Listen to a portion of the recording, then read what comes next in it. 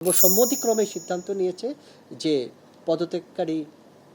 যিনি ব্যবস্থা পরিচালক ছিলেন জনাব ওমর ফারুক সাহেব তার পদত্যাগ পত্রটা গ্রহণ করা এবং একই সাথে যিনি একটি এমডি হিসেবে কাজ করছিল পরবর্তী স্থায়ী এমডি নিয়োগ না হওয়া পর্যন্ত উনি দায়িত্ব চালিয়ে যাবেন, এই দুটি সিদ্ধান্ত গৃহীত হয়। এবং সেই হিসাবে যতটুকু জানতে পেরেছি যে ভারপ্রাপ্ত এমডি ব্যাংক আজকে কাজ চালাচ্ছেন এবং অবগত হয়েছে যে আজকে ভিতরে কর্মপরিবেশ শান্ত রয়েছে। বাংলাদেশ ব্যাংক কোনো রাস্তার কোনো আন্দোলন দ্বারা তার সিদ্ধান্ত পরিবর্তন করবে সেটা যদি কেউ ভেবে থাকে তবে সেটা সঠিক না। অবশ্যই বাংলাদেশ ব্যাংক তো গণমানুষের একটি প্রতিষ্ঠান, গণমানুষের চাওয়া পাওয়ার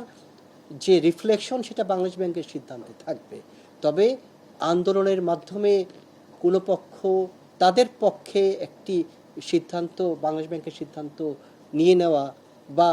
দুদিন পর দেখা যাবে তার প্রতিপক্ষ অধিকতর শোডাউন করে বাংলাদেশ ব্যাংকের সিদ্ধান্তটি আবার 180 ডিগ্রি ঘুরিয়ে ফেলা, এই ধরনের আচরণ বা